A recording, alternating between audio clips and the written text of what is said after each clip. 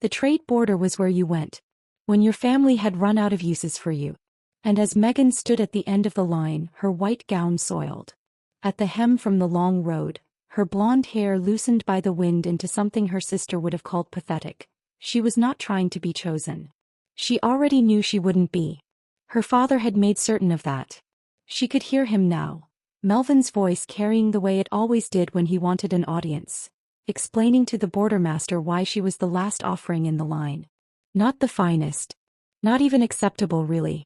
Just the last. Baron, he said, and the word landed in her chest like a stone dropped into still water. 3 years with her first betrothed and nothing to show for it. Not a whisper of life. She is, as you can see, a beautiful enough creature, but beauty without fruit is just a pretty husk. The other women in the line kept their eyes forward. They at least had something to sell: youth, skill, silence, compliance. Megan had been stripped even of the dignity of a category. She was simply the one nobody wanted. The leftover. The proof of her father's bad luck walking around in a white dress. She clasped her hands in front of her the way she had learned to, still, small, invisible, and stared at the stone floor beneath her boots. She did not cry. She had run dry of that long ago. She did not look up when the crowd began to murmur either. Crowds always murmured at these things. Desperation drew whispers the way candlelight drew moths. But then the murmur changed its shape. It went from the low hum of commerce to something sharper. Startled. Afraid. And then the cold came. It arrived before he did. A wall of winter air that swept through the grand hall without warning, sending the candles guttering in their iron sconces, setting the red banners along the vaulted ceiling swaying like they were trying to flee. Women in the line flinched. The border master lost his place in his ledger. Melvin stopped speaking mid-sentence, which was, Megan thought distantly, the most remarkable thing she had ever witnessed. She still did not look up. He heard the footsteps instead. Heavy, deliberate, unhurried. The walk of a man who had never once needed to rush because everything either waited for him or got out of his way. She heard the crowd separating before him. She heard the border master make a sound she had no name for, somewhere between a greeting and a prayer. Your Majesty. We were not informed of a royal. You weren't meant to be. His voice. God's his voice. It was low and absolute, the kind of voice that had never learned to ask, only to declare. It moved through the hall like the cold did. Ahead of him, announcing him, carrying the weight of something ancient and unapologetic. Megan's hands tightened together. She kept her eyes down. She heard him move down the line. Slow. Considering. She heard the small sounds of women straightening, hoping, bracing. She heard him pass each one without a word. The footsteps stopped. Directly in front of her. The cold was extraordinary here. It pressed against her skin like a held breath, like the moment before a storm commits to itself. She could see his boots, black leather, silver clasps, dusted with frost that should have melted by now but hadn't. She could see the hem of his dark cloak, heavy and fur-lined, the kind worn by men who ruled places where winter was not a season but a permanent condition. She did not look up. She heard her father begin to sputter somewhere behind her. Your Majesty, that one, she is not, I must explain, she is the last for a reason. She cannot bear children. She is the least of what I've brought. Surely you would prefer. I heard you the first time. Silence. And then into that silence, the Alpha King of Artoria spoke 4 words that cracked Megan's world down the center and rebuilt it into something she didn't yet have the language for. I'll take that one. The hall erupted. She heard it as if from underwater. The gasping, the disbelief, the frantic whisper of why would a king who could have anything choose the barren one, the broken one, the one her own father called a husk? Megan finally looked up. He was enormous, dark-haired, broad-shouldered, wearing armor so black it seemed to absorb the candlelight rather than reflect it. His face was severe and weathered, the face of a man who had been carrying something unbearable for a very long time. His jaw was set. His posture was rigid in a way that had nothing to do with arrogance and everything to do with the constant effort of endurance. His eyes, when they found hers, were the color of deep ice, pale, almost silver, still as a frozen lake. And in them, for just one moment, she saw it. Not cruelty, not indifference, but something raw and exhausted and searching. He had been looking. He had found. Her father grabbed her arm.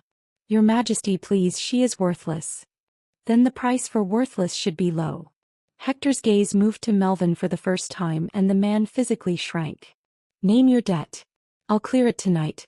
She comes with me by morning. Megan's heart hammered so hard she felt it in her throat, her fingertips, the backs of her knees. She had come here to be discarded into servitude. She had expected cruelty and cold and a slow erasure of whatever small self she had managed to preserve. She had not expected this. Why? The word escaped before she could stop it. Barely a breath, barely audible, but the king heard it. His gaze cut back to her, sharp and certain. He looked at her for a long moment. Then very quietly so that only she could hear it. Because you are the only one in this room I can feel warmth from. And I have been frozen for a very long time. She didn't understand what that meant. Not yet. But she would.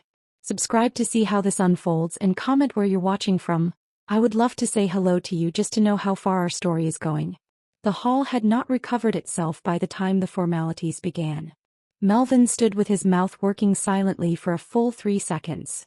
Megan counted, before he managed to reassemble his expression into something that resembled gratitude rather than panic. She watched him recalibrate in real time, watched the greed override the shock, watched her father become, in the space of a breath, a man who had planned this all along. Of course, Your Majesty, he said, and the smoothness of it turned her stomach. I had hoped you might see her value where others could not. No one in the hall believed him. Not the bordermaster who had heard the speech about the barren husk. Not the women still standing in the line who were watching with wide eyes and slightly open mouths. Not Hector, who didn't even look at Melvin when he responded, just held out one gauntlet hand toward the man beside him, a guard broad and stone-faced, who produced a sealed document and a purse heavy enough to make the floor creak when it was set down. Her debt, Hector said. Settled. In full. Melvin looked at the purse the way a drowning man looks at a rope. He grabbed it before anyone could reconsider. And that was that. That was the whole of it.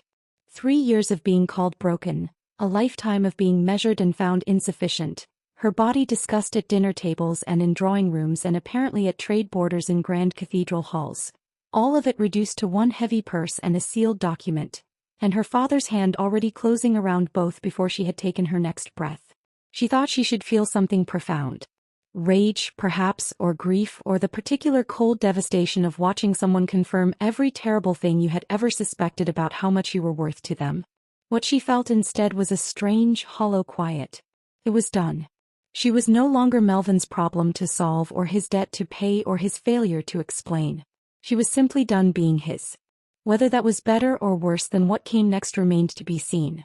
The guard who had produced the document stepped to her side.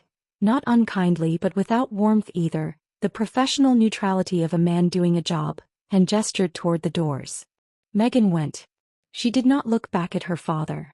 She had learned years ago that looking back at Melvin never revealed anything worth seeing. She did look sideways once as she passed the king. He was watching her already. Those pale, ice-colored eyes tracking her movement with the same quiet intensity he had turned on her before. That unsettling stillness, like a man who had learned to hold himself very carefully because the alternative was too costly to consider.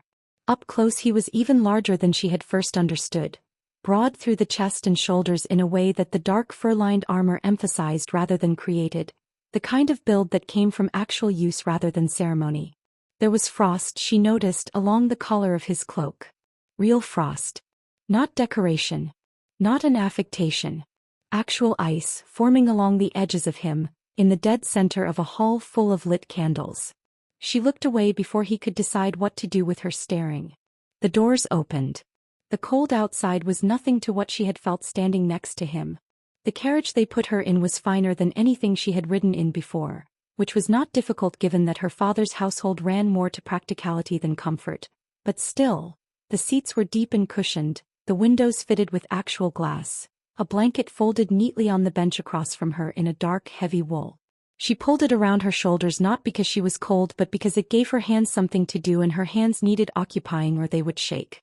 She watched the trade border disappear behind her through the rear window. She watched Melvin not watch her go. Her sister Brianna, she noticed, was standing just at the edge of the crowd that had gathered outside to watch the spectacle. Brianna, who had their mother's cheekbones and their father's talent for positioning herself advantageously at all times. Brianna, who had taken Megan's first betrothed, not stolen exactly because you couldn't steal what had never been certain, but arranged, angled, orchestrated the dissolution of that engagement with a deftness that left everyone involved feeling it had been no one's fault in particular. Brianna, who was watching the king's carriage pull away with an expression Megan couldn't quite read from this distance but recognized in her body the way you recognized old weather. She turned away from the window. The countryside that replaced the border town was bleak in a way that felt intentional. Stripped trees and pale sky and ground that the frost had not released even though it was not yet the deep of winter. The road they traveled grew narrower, then rougher, then wide again as it climbed through terrain that got colder with every mile in a way that had nothing to do with elevation. Megan pressed her fingers against the glass at one point and felt the cold radiating through it like something alive. She could see the castle before they reached it. It rose out of the landscape the way mountains did, as though it had always been there and the world had simply grown up around it. Towers of dark stone so high they disappeared into low cloud walls that caught the pale afternoon light and threw it back strangely, almost blue. There were no flowers along the approach road. No trees that still had leaves. Just stone and iron and the particular silence of a place where even the wind seemed cautious about making noise. Artoria. The Cursed Kingdom. She had heard the stories, of course. Everyone had. That the royal bloodline had been touched by dark magic 3 generations back. That the king himself was the culmination of that curse made flesh. That no warmth survived long within the castle walls. That women sent there as servants returned, if they returned, with something missing from behind their eyes. The women who came as trades, the stories did not tend to follow as carefully. The carriage stopped. The guard opened the door and offered his hand again, and again she took it, stepping out onto stone that was glazed with a thin, permanent layer of ice despite the fact that it was not raining and had not rained. She caught herself on the guard's arm. He steadied her without comment. The castle entrance was 2 enormous doors of iron-banded oak, currently standing open.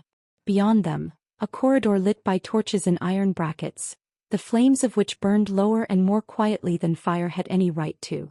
Servants moved through the corridor, more of them than she expected and younger, and none of them appeared to have the hollowed look the stories had promised. They glanced at her with curiosity and something that might, in the right light, have been sympathy. She followed the guard deeper in.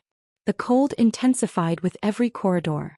Not the cold of poor insulation or drafty walls. She knew that cold had grown up in a house that considered heat an indulgence. But something else entirely.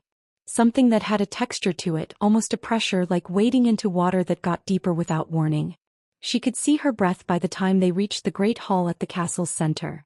A vast vaulted space hung with tapestries that depicted winter scenes, wolves in snow-frozen rivers, a sun that never quite rose above the horizon line. Hector was already there. He stood at the far end of the hall near what she could only assume was a throne, though it looked less like the carved and gilded seats of the stories she'd grown up with and more like an enormous chair of dark stone, smoothed by use, practical in the way that power which has never needed to impress anyone tends to be practical. He had removed the heavy cloak. Beneath it he wore dark armor over dark clothing, functional and undecorated, and she could see now what the cloak had obscured before. His hands. His forearms where the armor ended above the gauntlets. The skin there was wrong. Not diseased, not scarred, she had seen both, but something else. Something that caught the low torchlight and held it strangely. Something that looked, in certain angles, almost translucent. Like looking at skin through a layer of very clear ice. She stopped walking. She couldn't help it. He noticed. Of course he noticed. Those pale eyes found her from across the hall with the automatic precision of a man accustomed to tracking movement, and he watched her stare at his hands with an expression she was beginning to recognize as his default. Closed, composed, braced for whatever came next. She made herself move forward. She stopped at what felt like a reasonable distance, clasped her hands in front of her the way she always did when she didn't know what else to do with them, and said the only sensible thing she could think of. "It's real," she said. "The curse. I thought," she stopped. Started again. "I thought the stories were exaggeration." "They are," he said. "In the other direction. The reality is worse than the stories." He said it with no particular inflection, just the flat delivery of a man stating a fact he had made his peace with some time ago. "Are you afraid?" She considered the question properly rather than answering quickly. "I don't know yet," she said. Something in his expression shifted. Not warmth, she would learn later that warmth cost him something he didn't have to spare, but something that might have been the absence of dismissal. A small revision in how he was categorizing her. Honest, he said. It seemed like the appropriate time for it. He studied her for another moment, then turned toward a door to the left of the throne. Come, he said. We have arrangements to discuss. The room he brought her to was a study, walls of books, a wide desk buried under maps and documents and the evidence of a man who governed seriously, a fire in the hearth that burned lower than it should have and provided less warmth than it should have. She stood across the desk from him and noticed that the frost she had seen on his collar at the border hall was here too, subtle and persistent, the way damp is persistent in certain old houses. He did not sit. Neither did she. You know why I chose you, he said. It wasn't a question. You said, she paused, remembering. Because you are the only one in this room I can feel warmth from. You said I was warm. That you could feel it. I can feel the absence of it everywhere else, he said, with a precision that told her this was a distinction he had lived with long enough to know exactly how to describe. My curse. It doesn't merely make me cold. It prevents me from sensing heat at all, from fire, from sunlight, from other people. I am surrounded by warmth that I cannot access. It has been this way for 6 years.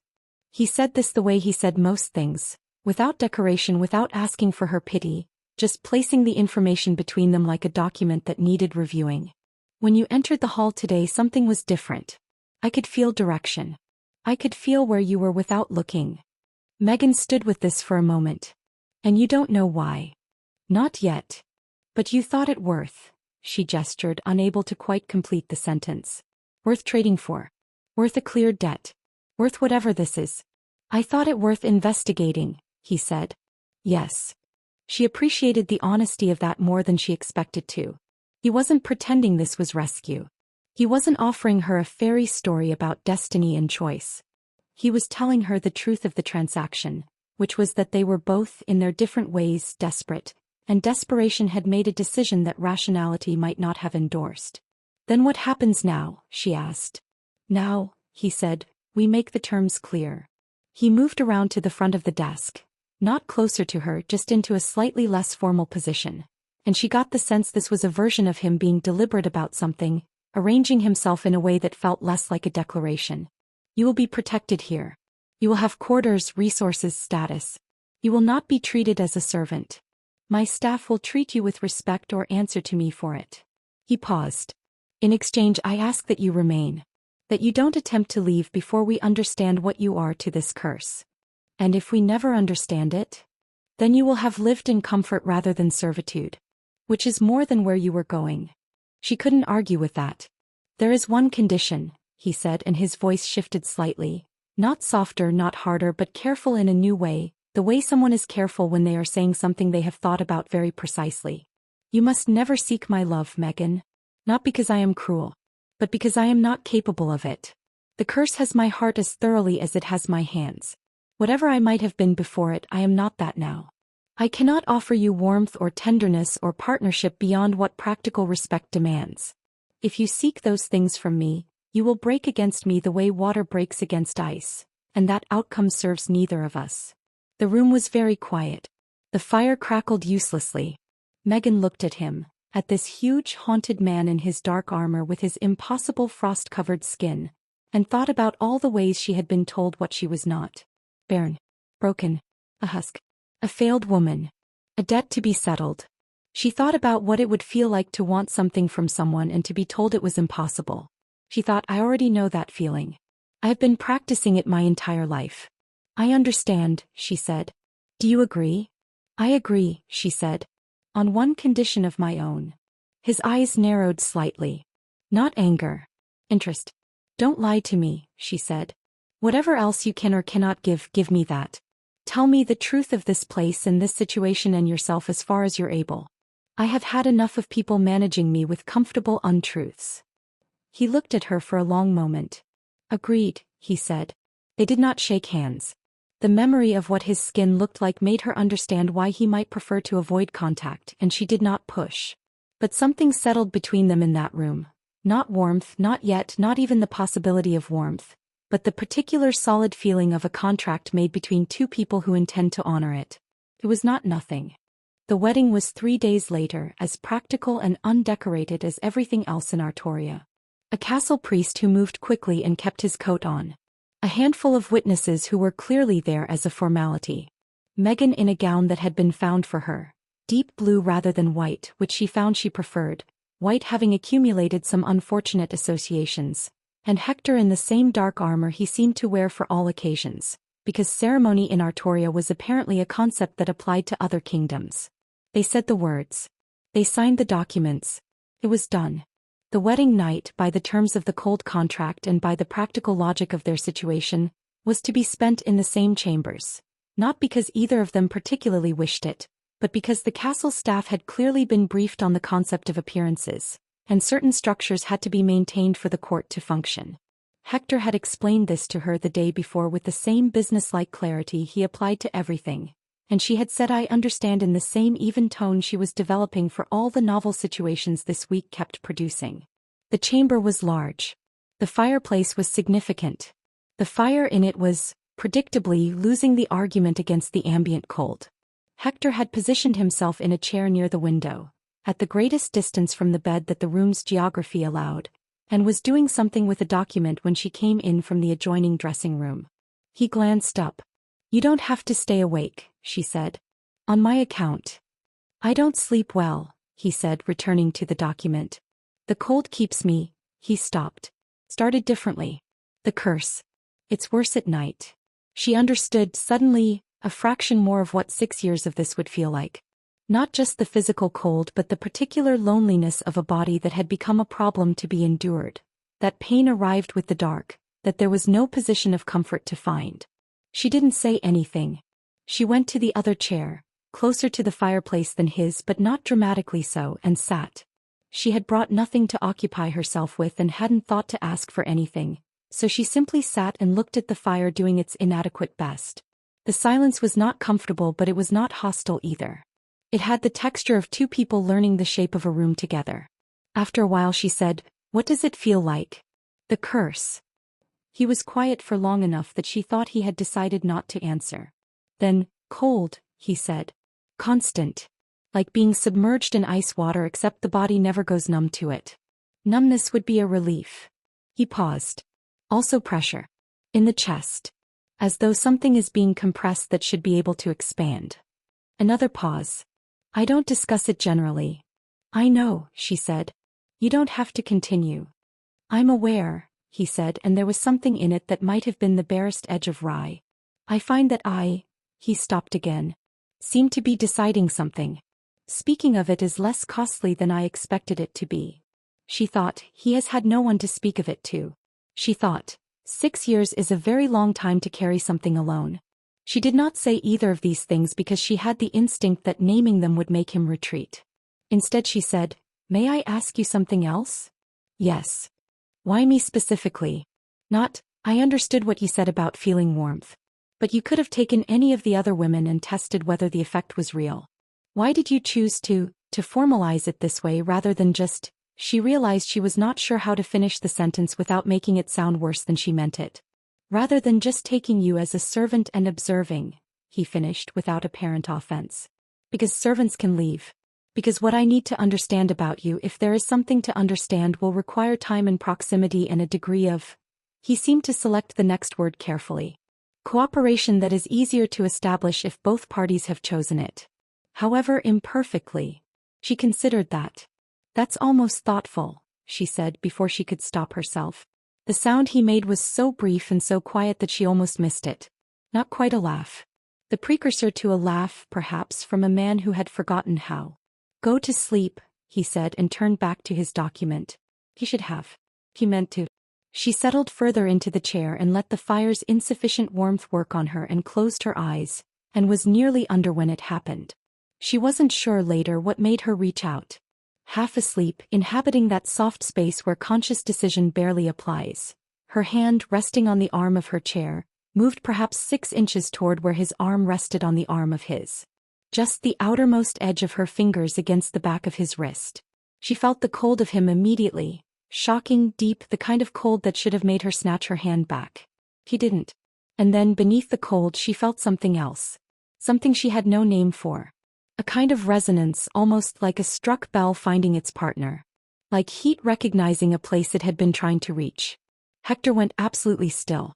"What?" he said very quietly. "Are you doing?"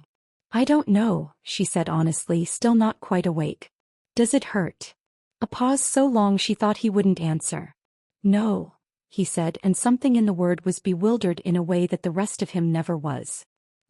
No. It doesn't. I'll stop if you want me to." Another long pause. "Don't," he said. He didn't. She stayed there, her fingertips against his wrist, while the fire went lower and the cold pressed at the windows, while outside the kingdom of Artoria settled into its permanent winter night. She felt it happening under her hand, gradual, almost imperceptible, like the first suggestion of sunrise. The skin beneath her fingers losing some of its impossible chill. Not warm, not yet, nothing close to warm, but less cold than the stone walls. Less cold than the window glass. Slightly, incrementally, impossibly less cold. She heard his breath change. The held quality of it releasing very slightly. Like a man who has been bracing for pain and finds that, just for a moment, it does not come. She fell asleep like that, her hand against his wrist, and if she dreamed she didn't remember it. In the morning, when she woke in her chair with a crick in her neck and pale winter light coming through the frost-covered windows, he was gone. The chair beside her was empty. But where his wrist had been, the frost on the chair's arm was gone, melted to nothing, while the rest of the room remained as cold as ever. She looked at it for a long time. Lady Anna, called Lady Regina by the court, though the title was courtesy rather than blood. A small honorific for a woman who had apparently been managing this castle's domestic reality for 15 years and had earned whatever title she cared to claim, found Megan in the library 2 days later.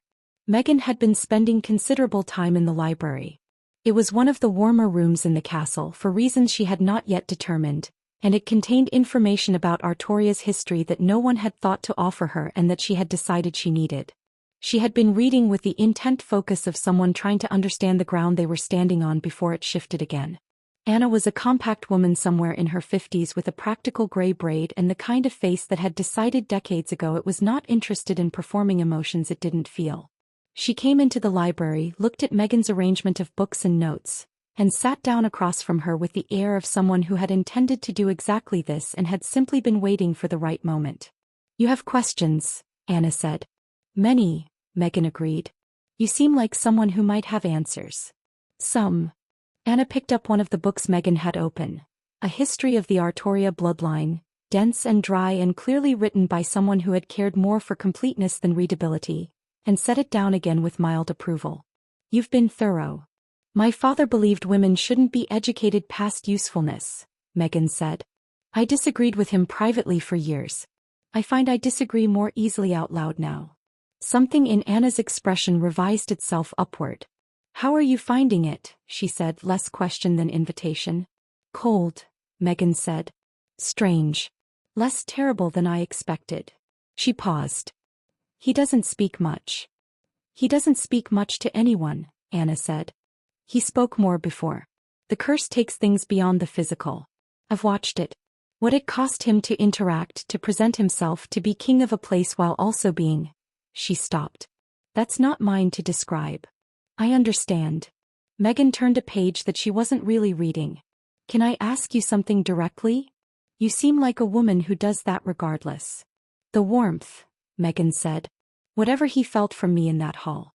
What is it? Is there something in the history of this kingdom, something about the curse, that would explain why he can feel heat from me when he can't feel it from fire?" Anna was quiet for a moment in a way that felt considered rather than evasive. "There are old records," she said finally. "Older than the ones you found there. They speak of the solar bloodlines. Families with fire magic so deeply bred into the bone that it expressed in their children's children's children. Doesn't always show. Sometimes it skips generations entirely, or it's suppressed by circumstance or," she paused again, "by external interference. But it doesn't disappear. And the records suggest that this kind of deep magic, fire magic tied to the solar line, is the only warmth that penetrates a cold curse. Because it's not atmospheric heat. It's something older." Megan looked at her. "You think I have it?" Megan looked at her. "You think I have it?" I think something in you responded to something in him, Anna said carefully, in a way that has not happened in this castle in the 6 years since the curse fully took hold. I think that is worth understanding, yes. My father called me Baron, Megan said. Not accusatorially. Just placing it on the table. Said I couldn't bear children. It was why I was traded. Anna's expression did something careful and precise. Baron is a word men use, she said, when they want a simple explanation for a complicated truth. Megan thought about that for the rest of the afternoon. She thought about it while she walked the corridors she was still learning to navigate, past servants who were beginning to nod at her with something approaching familiarity, past windows that looked out on courtyards filled with permanent snow. She thought about the warmth she had felt under her own fingers when she touched Hector's wrist. Not his warmth. Hers. The heat had come from her hand, not from anything external. She had noticed that and filed it away, and now she took it out again and examined it more carefully. A son, she thought vaguely, and didn't know where the thought came from. Something like a son. She found Hector in the corridor outside the Great Hall that evening, apparently in transit between one obligation and another. He stopped when he saw her. She stopped too. Lady Anna told me about the solar bloodlines, she said, because she had decided that if their contract included truth then she would practice it in both directions. Something moved through his expression, quickly, carefully contained, but there. She told you a great deal, he said neutral. I asked a great deal, Megan said. I thought you should know what I know. So we're standing in the same place. He looked at her for a moment. What do you intend to do with the information? Nothing yet, she said. I'm still understanding it. But I wanted you to know she paused, searching for the right word. I'm not frightened of it. Whatever it is. If it's in me, I'd rather understand it than not. The corridor was cold in the particular Artoria way, frost on the stone, the torches burning low. His face in that light was still haunted, still carefully closed, but she was learning to read the small variations within the closed expression, and what she read now was something that might have been relief. Then we understand each other, he said. Better than yesterday, she agreed. He nodded once, that small, contained motion that was his version of more, and continued down the corridor.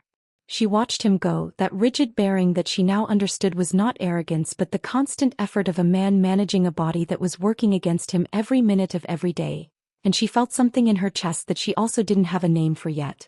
Not love. She was not foolish enough to call it that, not 3 days in, not in a castle of ice with a man who had told her plainly that love was outside the available inventory. But something that was the shape love grew from. Something like recognition. Like the feeling of discovering that a room you thought was empty has a window, and through the window there is light and the light is real. She turned back toward the library. She had more reading to do. It happened gradually enough that she almost missed it. The cold of Artoria was the kind that settled into a person, she had been told by 2 different servants in her first week. Settled in and stayed, became part of you, so that former residents of the kingdom could be identified years later by the fact that they never quite warmed up. Never lost that slight blue tinge around the fingertips in winter. She had accepted this as fact and had planned accordingly, had requested extra blankets and worn the heavier of the 2 cloaks that had been found for her whenever she moved through the upper corridors. Somewhere around the 5th week she realized she had stopped wearing the cloak. She noticed it on a Tuesday morning, not because Tuesday was significant but because she was passing a window that looked onto the central courtyard, a courtyard buried under 2 feet of snow that had not melted since her arrival, and she paused to look at it and became aware that she was comfortable. Not tolerating. Not managing. Actually, straightforwardly comfortable, in a stone corridor in a cursed kingdom in the deep of its perpetual winter, in a dress with no additional layers and her hair down because she had not gotten around to pinning it yet. She pressed the back of her hand against the window glass. Cold. Obviously cold. The glass was practically frosted on the inside. Her hand was warmer. She stood there for a while, her hand against the glass, and felt the heat in her palm with a new kind of attention. Not the distracted noticing she'd been doing for weeks but something more deliberate, like pressing an ear to a wall to hear what was happening on the other side. The warmth was there. It had always been there, she understood now. The way you understand a sound has been present for some time once you finally isolate it from the ambient noise. It was there, and it was, if she concentrated, more than warmth. It was something that moved. Something with a quality of light to it, though there was no light she could see. Just the sensation of it, deep and solar and patient, like something that had been waiting for a very long time for permission to exist. A son, she thought again as she had thought in the library weeks ago. And this time the thought arrived with weight behind it, with the particular gravity of something true. She went to find Anna. Anna was in the domestic quarters she maintained near the castle's east wing, surrounded by the evidence of a woman who governed the practical reality of a large household with both competence and controlled exasperation. A stack of supply inventories, 3 different candles at various stages of use, a cup of something warm that was probably not quite tea. She looked up when Megan came in and read her expression the way Megan was learning she read most things. Quickly, accurately, and without performing the process of doing so. "Sit down," Anna said. Megan sat. "Something is happening," she said. "Yes," Anna said without asking what. "The cold I don't feel it anymore. Not properly. And she stopped. Started differently. You know what you told me about the solar bloodlines? About the fire magic that suppresses itself or gets suppressed. Does it have a feeling? When it starts to come back?" Anna set down her cup. Her expression had the careful quality it sometimes had when she was navigating something she knew more about than she intended to initially reveal. "Describe what you feel," she said. "Warm," Megan said. "From inside. Not body warmth, deeper than that. And it moves. Like she felt slightly ridiculous but continued anyway because Anna was not a woman who rewarded self-consciousness. Like it's looking for somewhere to go. Anna was quiet for a moment. "When did it start?" "I don't know exactly. Gradually." She paused. I think it started the night I touched him. Hector. On the wrist. I felt it then, the heat coming from my hand, but I thought it was proximity or reaction. But it's been growing since then. Every day slightly more than the day before. Like a fire someone has finally given air to," Anna said, and it was not quite a question. "Yes," Megan said. "Exactly like that." Anna looked at her for a long moment. Then she said carefully, "The binding stones your father used." She stopped. Megan went very still. "What do you know about the binding stones?"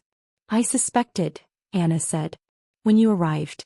The way you described your history, the infertility, the absolute certainty of it, the way it apparently began suddenly rather than being a lifelong condition, these things suggested interference rather than nature. And the solar magic suppression that the old records describe, the way it was done in the early kingdoms when solar witches were considered dangerous, was through binding stones keyed to the bloodline. They don't eliminate the power. They compress it. And compression of that kind has physical effects." She met Megan's eyes directly. "Including the inability to carry a child with anyone whose magic is incompatible with fire." The room was very quiet. "He told you," Megan said, and meant it to be a question, but it came out flat because the truth of it was arriving faster than she could arrange her response to it. "I suspected," Anna said again firmly. "I want to be precise about that. I have no proof. But I have 15 years of castle records and older records besides, and what I suspect is that the binding is weakening. Because whatever your father used to key it, he did not account for proximity to a cold soul, and the solar magic is not reacting to the cold, it is reacting to the curse. They are, in a manner of speaking, designed for each other. The fire and the ice. Your bloodline and his." She paused. The mate bond the old records describe between solar witches and cold kings was not metaphor. It was function. They completed a circuit. Megan thought about the frost on the chair arm. The way his breathing had changed under her hand. The way he had said don't when she offered to stop. "Does he know," she asked, "about the solar bloodlines and the curse? Does he know they're connected?" "I've shared the records with him," Anna said carefully. "I believe he has drawn his own conclusions. Whether he has allowed himself to fully believe them is a different matter." Megan stood up. Her hands, she noticed, were absolutely steady. "Thank you," she said. "Megan," Anna said, and there was something in it. A warning, gentle but real. "Whatever is happening in you is real. But binding stones don't release all at once. The process will be significant when it comes. Make sure you are somewhere safe." "I'm in an ice castle," Megan said. "Presided over by a man made of frost. I think it's the safest place in the world for a fire that needs somewhere to go." Anna almost smiled. It was a near thing. She noticed the glow for the first time on a night when Hector had stayed in the study working past midnight. She knew his patterns now, the way you know the rhythms of a house you've been in long enough, knew that the curse was worse in the small hours and that working kept him present when the pain of it threatened to make presence impossible. She had taken to sitting in the study on those nights, not always speaking, not always interacting, just being another body in the room because she had noticed that when she was there the frost on the windows formed slightly later and retreated slightly sooner. She was reading by the fire that now she had noticed burned higher in her presence than it had any right to in this room, when she looked down at her hands and saw it. A light. Not strong, not dramatic, nothing like what would come later. But a warmth visible in the skin, a faint amber luminescence beneath the surface, as though the blood moving through her veins had taken on a quality of sunlight. It came and went with her pulse. He could see it. She looked up. Hector was watching her from across the desk. He had been watching for some time, she thought. His document was set down. His hands were flat on the desk. The expression he was wearing was one she hadn't seen before. Not the usual careful composure, not the occasional wry-near warmth she had learned to find in him, but something stripped of all of that. Something older and rawer and bewildered in a way that almost made him look young. "How long?" he said quietly. "I first noticed the warmth weeks ago," she said. "The light just now." He looked at her hands. Then at her face. "Does it hurt?" "No." She turned her hands over, watching the pulse of amber light in her palms. "It feels," she searched, "like remembering something I didn't know I'd forgotten." He came around the desk then, slowly, with the careful deliberateness he used for any movement that brought him close to her, as if he were always conscious of being a thing that could cause cold damage to whatever it touched. He stopped in front of her and looked at her hands, then looked at his own. The frost on his forearms, she noticed, had retreated almost to the elbow when he was near her. It had been doing that for weeks and neither of them had commented on it directly. She turned her palm upward. An offering or an inquiry, she wasn't sure which. He looked at it for a moment, then placed his hand over hers. She felt the cold of him and the heat of herself in the place where they met, that resonance like struck bells, except stronger now than it had been the first night. Much stronger. The amber light in her palm intensified where his fingers touched her, pushing up through the cold the way sun pushes through cloud, patient and inevitable and absolutely certain of itself. The frost on his wrist, the thin and permanent layer of it that never fully left, melted entirely. He stared at it. "Hector," she said softly. He looked up. And there it was, not contained, not managed, not filtered through the careful closed expression he maintained for the world. Something real moving through him, the look of a man who has been in pain for so long he had begun to believe the pain was permanent, encountering, against all evidence, the possibility that it was not. "I know what you are," he said, barely above a whisper. "What your bloodline is. What the records say you were meant to be." He paused. "I didn't let myself believe it." "Why?" "Because believing it would mean hoping," he said, and the simplicity of it was devastating. "And hope has been costly in this curse. It tends to run out before the curse does." She thought, 6 years. She thought, alone with this, 6 years watching hope become something too expensive to sustain. She tightened her fingers around his. "Then don't hope," she said. "Just let it happen. Whatever it is. You don't have to decide what it means yet." He looked at their joined hands for a long time. The warmth in hers was moving into him in a way she could feel as a direction, a current, her fire finding the channels of his cold and moving through them the way water finds the shape of what contains it. "All right," he said very quietly. It was the most yielding she had ever heard him. She knew before she confirmed it. The body is its own kind of record keeper, and hers had been keeping records all along. The change in appetite, the slight nausea in the mornings that she had attributed to the Artoria cold, the way certain smells suddenly had an opinion about themselves that they hadn't had before. She had filed these things separately, the way you file things when you're not ready for them to add up. On a gray morning in what she estimated was her 8th week at the castle, they added up. She sat with it for a day. Just sat with it, the way you sit with something that is too significant to approach from any direction but stillness. The barren woman. The broken one. The husk her father had traded away because her body was a failed instrument. The woman who had been told by every available authority that this was categorically impossible. She thought about what Anna had said about binding stones and compression and magical suppression. She thought about the amber light in her palms and the solar bloodline records and the way the fire in every room she spent time in now burned higher than the castle's cold should allow. He thought, I was never broken. I was bound. Then she went to find Hector. He was in the throne room, not seated because he rarely used the throne for anything beyond formal occasions, but standing near the window that looked over the frozen courtyard, reviewing something with two of his advisors. He dismissed them when she appeared in the doorway. She recognized this as a version of paying attention, which was how he did most things, quietly through action rather than announcement. She told him plainly. She had found she could do that now, could be plain with him in ways she had never been allowed to be plain with anyone, because he had asked for truth in the contract and had never once punished her for delivering it. The change in his face was immediate and not what she expected. She had anticipated relief perhaps or wonder, some version of the intensity he had shown when the frost retreated from his wrist. What she saw instead was fear.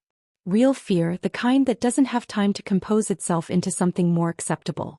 You're certain, he said. Yes. He turned away from her, toward the window, his hand going to the back of his neck in the one gesture she had identified as his tell for when he was managing something that exceeded his usual capacity for management. Hector, she said carefully. The curse, he said low. What I am, what it's done to my body. The cold is in my blood. In every part of me. He turned back and the fear in his face was still there, unguarded. What if it's in the child? The thought had not, she realized, fully formed itself in her until he said it. Now it arrived complete and she felt its weight. The records, she began. The records speak of solar witches bonded to cold kings, yes, he said. They speak of balance and complementary magic and children who embodied both. They don't speak with any detail about the process. They don't specify whether those children arrived whole. He stopped. His voice, she noticed, was not as steady as he worked to make it. I cannot make this cold do what I tell it. I cannot control it or moderate it or aim it. If it passes to the child. It won't, she said. You don't know that. No, she admitted. But I know that whatever is in me has been moving into you for weeks and it hasn't frozen. It's gone the other direction. She kept her voice steady because he needed her steady. The solar magic, whatever it is, however it works, it doesn't ice over in the cold. It does the opposite. That's what it's for. He looked at her for a long time. She could see him working through it. The fear against the logic, the 6 years of hoping and being disappointed against the amber light in her hands and the retreating frost and the evidence of his own body responding to something it had been waiting for without knowing it. If anything happens to it, he said finally, meaning the child. If the curse. Then we'll face it, she said. Together. In the specific when it's real and in front of us, not in the abstract now. She moved to him, she did this naturally now, moved into his space without thinking about it, and put her hand against his chest over the armor. She could feel the cold of him through the metal and underneath it, deeper, the pulse of something that the curse had been trying to extinguish for 6 years and had not quite managed. You are not only your curse. And this child will not be only their cold. His hand came up and covered hers against his chest. He didn't say anything else. But the frost on the window beside them retreated 2 full inches, and the morning light that came through it was, for the first time since her arrival in Artoria, almost warm. Brianna arrived on a clear afternoon unannounced, which was either breathtaking confidence or breathtaking disregard for protocol. Megan, who knew her sister, understood it as both. She came in a carriage that was better than anything their father owned, which meant she had sourced it from somewhere new and recently, and she came with 3 attendants and an expression of sisterly concern so perfectly arranged that Megan, watching her descend from the carriage into the castle courtyard, could only admire the craftsmanship of it. Megan, Brianna said and opened her arms. Megan allowed the embrace. She had always been able to allow Brianna's embraces, had spent years telling herself that the slight recoil in her body was her own problem, her own failure to be appropriately warm with her family. She understood now that her body had simply been doing what bodies do when they recognize something that the mind is still working to process. You look, Brianna held her at arm's length, studied her with that precise blue gaze. Different. I've been eating regularly, Megan said pleasantly. It changes the face. Something flickered in Brianna's eyes. She was very beautiful, her sister. Their mother's bones and their father's coloring and a talent for deploying both that she had been practicing since early childhood. She was also, Megan thought with a clarity she was only recently able to access, someone who had spent her entire life calculating what she was owed and how to collect it. I came because I was worried, Brianna said. Father said the trade was, he made it sound as though you had no say. I didn't, Megan agreed. Is he well? A tiny pause. He's managing. You know how he is. I do, Megan said.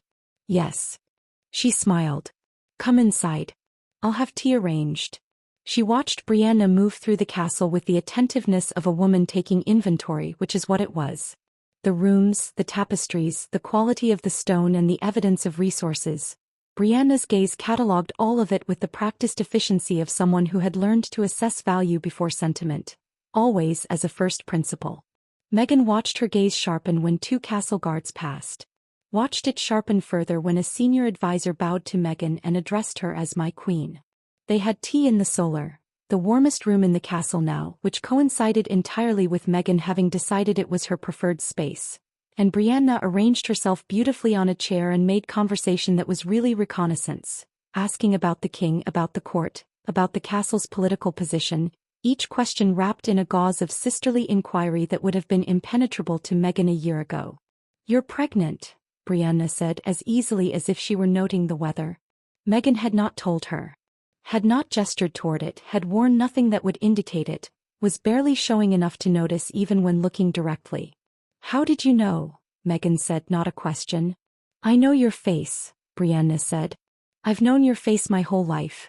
She smiled and the warmth in it was real, which was the most disorienting thing about Brianna. The warmth was always real. It was just that it sat in the same body as the calculation and learned to share the space. A solar child, she said more quietly. That's what they'll call it, isn't it? When they know what you are. Megan looked at her steadily. What do you know about what I am? Megan looked at her steadily. What do you know about what I am? More than you might expect. Brianna set down her cup. The beautiful performance of sisterly concern shifted, imperceptibly, into something more honest. More tired. Father didn't tell you everything about the binding stone. He told you almost nothing actually because he told you nothing at all. She paused. I knew about it. I knew from the beginning. The room was quiet.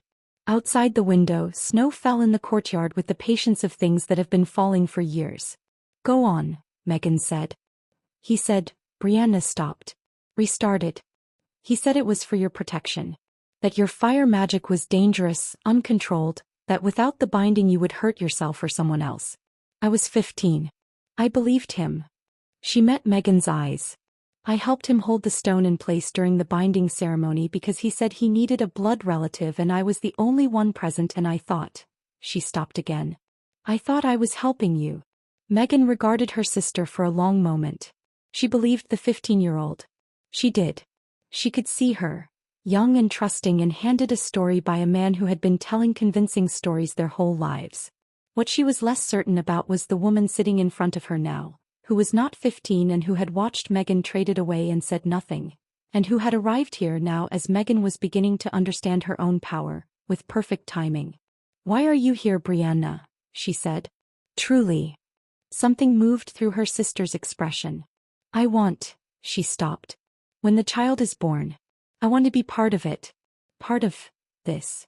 She gestured, meaning the castle, the kingdom, the life that had landed on Megan through the mechanism of her father's debt and a king, who had chosen the worthless daughter. I want to matter here, in some way. I know I don't deserve, she stopped. No, Megan said. You don't. Brianna flinched. Actual flinch. The first time Megan had ever watched her sister flinch from a word. But that's not the same as whether or not I'll give it, Megan continued, measured. I haven't decided yet. She stood. You can stay in the castle while I decide. But you don't go near my child without my presence, and you don't approach the king without my presence. And if I find that you are here for any purpose beyond what you've told me, she let the sentence end there. Let Brianna's imagination finish it. Her sister looked up at her, and the expression on her face was something Megan had never seen there before. Something that looked startlingly like respect. She found Brianna in the nursery at midnight on the third night. The nursery had only recently been prepared. Anna had arranged it with characteristic efficiency, in the section of the castle that Megan's warmth had made most habitable, the frost retreating from those walls with more speed than anywhere else. It was the most comfortable room in Artoria. The fire there actually burned like a fire should. Brianna stood at the center of it with something in her hand. Small, dark, faceted like a cut stone. She was holding it against her own sternum in a posture that looked like preparation. Megan said, "Put it down." Brianna spun. The expression on her face was not guilt, exactly. It was the expression of someone who has been operating under the assumption that they were doing something that could be justified, confronted prematurely with the knowledge that it cannot. "It would have been safe," Brianna said too quickly. "It's key to Mother's bloodline. It only suppresses, it doesn't harm. I only wanted to bind my child," Megan said. "To protect." "To bind," Megan said. "The way Father bound me. So that you could bring a tame solar child to a king who needs one, and present it as a gift, and trade your way into this kingdom the same way our father traded me." She heard her own voice as if from a slight distance. Very steady, very clear, with something beneath the steadiness that she recognized as the fire that had been growing in her for weeks, currently deciding something. "You came here for the child." Brianna's chin lifted. The calculation and the real feeling operating simultaneously as always. "I came here because I have nothing," she said, and the rawness of it was genuine. "Father's debts didn't end with you. The house is failing. I have nothing, Megan, no prospects and no power and no protection, and you have all of this, and I thought." "You thought you could take from me again," Megan said. "The way you've always taken. With a good enough reason prepared in advance." Brianna's mouth closed. "Leave the stone on the floor and go back to your room," Megan said. "In the morning I'll decide what happens next." Brianna set the binding stone on the floor. She left. Megan stood in the nursery for a long time after. The fire burned high around her, higher than she'd meant, responding to what was moving in her chest with the directness of something that had stopped asking permission. She looked at the stone on the floor. She thought about her father who had put one like it against her chest when she was young enough to be told it was love, and about 15 years of believing she was broken, and about the child she was carrying who would never, not once, be told the same lie. She picked up the stone and carried it to the window and dropped it into the snow below. It did not make a sound she could hear. Melvin arrived 2 weeks after Brianna, which told Megan everything about whose idea the sisters' visit had really been. He came with 4 armed men who wore no colors she recognized, which meant hired, which meant desperate, which meant her father had understood when he sent Brianna that if the quiet approach failed there would need to be a louder one. He came in the night, through a servant's entrance that someone had left unlatched. She would find out later how. And he moved through the castle with the purposefulness of a man who had been given a map. He came to the solar. He was there. She had been there, awake because some instinct that she was still learning to trust. The fire's instinct, she thought, the part of her that was older and more knowing than the part that had spent 30 years being managed and diminished, had told her to be there. To wait. He came through the door and stopped when he saw her. He had aged since the border hall. Debt did that to faces, she had seen it on enough people to recognize its particular mark. He was wearing the same earthy brown he always wore, slightly worse for the journey, and in his hand he held something she recognized with a cold clarity that had nothing to do with the castle's ambient chill. Another binding stone. Larger than Brianna's. Older. The original she understood. The one he had used on her when she was small. "Megan," he said, and his voice was the voice she had grown up inside of. Certain and large and designed to fill a room and leave no space for other sounds. "You need to come home." "I don't have a home there," she said. "I haven't for some time." "The kingdom will take the child," he said, shifting the story already as he always had when the first version met resistance. "A solar child in a cursed kingdom. They'll use it, use you both. You don't understand the politics of this place." "I understand them better than you," she said. "I've lived here." "You haven't." "Come home," he said again. "I'll keep you safe." "You traded me," she said. "You bound me from childhood and told me the binding was my own failure, and you traded me to settle your debts and called me damaged goods while you did it. You don't get to use the word safe." His face changed. The reasonable father fell away the way it always did when reason failed to produce the desired result, and what was underneath was the thing she had spent her life navigating. Not cruelty exactly, but a total absence of anyone in there who valued her beyond her utility. He raised the binding stone. She felt him working the lock on it, felt it the way she could now feel all things related to her own magic as a direction, a pressure, a change in the current. She had felt something similar 15 years ago, she realized, though she hadn't had the language for it then. Had felt it and been too young and too isolated to understand what it was. He understood now. The fire in the solar responded to her before she consciously directed it, spread from the hearth in a ring around her that was warm rather than burning, gold rather than red, the color of deep afternoon sun rather than the color of destruction. It was not violent. It was simply definite. It said no. Not again. Not this. Melvin lurched backward. One of his hired men entered through the door behind him and stopped at the sight of the light, stopped with his hand on a weapon he did not draw. She felt something release in her chest. Not break. Not rupture. Release. The way a door releases when the correct key turns in it. Not violent but inevitable, the door swinging open on the room that had been closed for 30 years, light flooding through it in both directions. She felt the binding stone her father had placed in her dissolve at the molecular level of magic, felt it simply cease to exist as a constraint, felt the solar fire that had been compressed into the small managed warmth of her palms and the amber light in her blood expand into something that had no interest in being small. She was, for one disorienting moment, entirely luminous. She felt Hector before she heard him, felt the cold of him as something distinct and not oppositional, the way you feel the moon as distinct from the sun, two different sources of something real. He came through the door with two of his own guards and stopped at the sight of her, and on his face was an expression she had never seen there before. Not bewilderment. Not fear. Recognition. There you are, his face said as clearly as if he'd spoken it. I knew you were in there. Melvin, Hector said in the voice that had learned to clear rooms simply by arriving. You are in my castle without invitation. You are holding a binding implement in the presence of my queen. And you have approximately 1 moment to explain yourself before I make a decision on your behalf. Melvin looked between them, at his daughter blazing gold and quiet and absolute, at the king of the cursed kingdom who somehow looked warmer than he had ever looked at the border hall, at the guards closing the distance from both doors. He made the only decision available to a man who has run out of alternatives and still, somewhere in his chest, cannot believe that this is actually happening to him. He tried to run. He didn't get far. The final frost came 3 weeks before the child was due, which Anna said later was not coincidence. The curse making one last effort, she thought, before the solar bond completed itself. It came as a storm of absolute severity, dropping the temperature of the castle to something that made the previous cold seem like a mild autumn, coating every surface in ice so thick and fast that the servants in the outer corridors had to move quickly toward the castle's warmer interior sections. Hector collapsed in the throne room.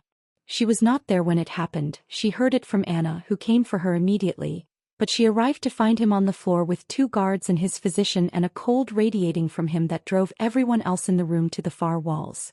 He was conscious, barely, his jaw set with the effort of maintaining that. The frost had spread from his extremities toward his chest in a way she had never seen it move before. His skin had taken on the translucency that she had noticed in his hands at the beginning, and now it extended up his neck, toward his face. His eyes, when they found her, were still the same. Still pale and still and present. Don't, he said, meaning don't look at me like that, don't grieve yet, there are several options still unexplored. She crossed the room and sat on the floor beside him and put both hands against his chest. The solar fire that moved through her now was not the small cautious warmth of the early weeks. It was what it had always been, what it had been before the binding stone, enormous and ancient and extraordinarily sure of itself. It moved into the cold of him the way dawn moves into night, not fighting it, not racing, just advancing with the certainty of something that has always been going to win. She felt the curse the way she had never quite felt it before. Felt it as a thing with structure, with history, with the specific desperation of a protection that had been holding for generations past the point where it could hold anymore. She felt where it had come from and what it had been meant to do and the way it had failed slowly over years as the kingdom ran out of the solar magic that was supposed to balance it. She felt all of this in the space of a breath, the way fire understands what it touches. She let herself burn. Not destructively. Not outward. Through him. Her fire moving through every channel of cold in his body with the unhurried comprehensiveness of something fulfilling a purpose it was designed for. She felt him react to it, felt the sharp involuntary breath he took as warmth reached places in him that had been frozen for 6 years, felt the sound he made low in his chest that was not quite pain and not quite relief and was entirely unguarded, the sound of a man who has stopped managing an experience and simply had it. The frost stopped advancing. He kept going. She wasn't sure how long it took. Long enough that the guards at the walls began to look at each other with something other than fear. Long enough that Anna, watching from the doorway, sat down on a chair someone had thoughtfully placed there as if she had known this might take a while. Long enough that the storm outside, the final frost that had been battering at the castle for hours, began, gradually and then with increasing conviction, to slow. When she finally let the fire settle, it was because she felt the completion of it, the last channel of cold in him releasing, the curse unwinding not with violence but with a kind of exhausted relief, like a fist unclenching after years of holding. She felt the moment it finished the way she felt the release of her own binding. Not a rupture but a door swinging open, light going both directions. Hector was warm. Not room temperature. Not approximately normal. Warm. The warmth of a living body doing what living bodies do, generating heat from the inside without the curse compressing it back out. Warm in a way she could feel through her palms, through her own skin, the particular reliable warmth of another person. He raised one hand and looked at it for a long time. No translucency. No frost. Just his hand. Megan, he said, and her name in his mouth had never before had quite that quality. Rough and certain and directed at her with all his attention, nothing held back, no careful management of what he was willing to let her see. It's done, she said. He sat up. He looked at her. The expression on his face was still doing something she had never seen it do. Moving, actually moving like ice that has thawed has the freedom to move, and she recognized it properly now without uncertainty. I told you, he said very quietly, that I couldn't offer you love. You did, she said. I was operating, he said, on information that has since proven to be incorrect. She felt the thing in her chest that she had not had a name for, that first night in the library finding its name at last. I know, she said. He put his hand against her face. Warm, actually warm, his hand against her cheek, and she leaned into it and felt the contrast and the rightness of it, fire and the memory of ice, warmth meeting warmth in a room where the frost on the windows was retreating fast. Outside the storm broke. The final frost dissolved into ordinary snowfall, then into something lighter, then into a pale clear stillness that Artoria had apparently not experienced in 6 years. Servants who ventured to the outer windows reported, with bewildered delight, that they could see stars. Kyle was born in the spring. Not metaphorical spring, actual spring, the first true one that the kingdom of Artoria had known since the curse fully took hold. The snow in the courtyard retreated for the first time and revealed stone that was warm to the touch in the afternoon sun. Something grew in the cracks between the courtyard stones, small, persistent, green, and the castle staff gathered around it in a way that suggested they found this both remarkable and worth standing in the cold to observe. Kyle arrived with Megan's blonde hair and Hector's pale eyes and a laugh, when it came in his early weeks, that somehow managed to suggest both fire and winter simultaneously, which Anna said was about what she had expected. He was warm. Straightforwardly, ordinarily warm, the warmth of a baby who was using his body correctly and had never had any difficulty with the concept. Hector held him for the first time with hands that were no longer translucent, no longer frost-edged, and looked at the child the way he had looked at Megan's hands the night the amber light appeared, with the expression of a man encountering evidence that the world is larger and more possible than he had allowed himself to believe. Melvin was in the castle's lower cells, where he would remain until the council determined what the law required. He had come into a cursed kingdom with a binding stone and hostile intent, and the law had a considerable amount to say about that, it turned out. Megan had visited him once. She had sat across from him in the stone room and looked at him and felt, not nothing but something smaller than she had expected. Not forgiveness yet. Not rage either. Something quieter, the emotion of a person who has spent years defined by a relationship and has discovered on the far side of a great deal of change, that the relationship was never the accurate measure of who they were. She told him the truth of what had happened, because she had decided truth was what she practiced.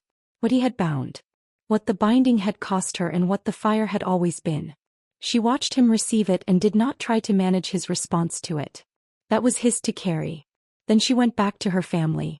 Brianna was still at the castle, which was a situation that had not resolved cleanly and probably would not for some time. Megan had decided, After several conversations and one very long night of honest and somewhat difficult accounting, to give her sister what Brianna had said she wanted and what Megan suspected she actually meant. A place. A purpose. A version of matching that didn't require taking from someone else.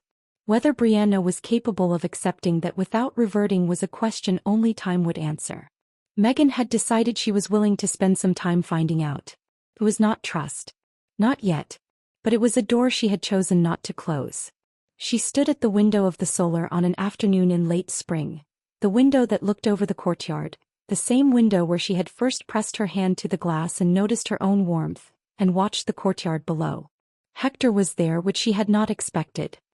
He was outside, without his heavy fur-lined armor for the first time since she had known him, in the pale warmth of the Artorias spring, and he was doing something she had never once seen him do. He was standing in the sunlight. Just standing. His face tilted up. His eyes closed. His whole enormous guarded body for once, not holding itself against anything, just open to the warmth coming down from a sky that had decided, after 6 years of permanent winter, to offer it. He watched him for a long time. Then she went downstairs and through the corridors she now knew as well as she had ever known anything and out into the courtyard. The stone was warm under her boots. The air smelled like something beginning. She stood beside him and turned her own face up. He reached over without opening his eyes and found her hand. They stood there in the first real sunlight Artoria had seen in 6 years, and around them the kingdom, slowly, certainly, like a fire that has finally been given air, began to thaw. Subscribe to see how this unfolds and comment where you're watching from. I would love to say hello to you just to know how far our story is going.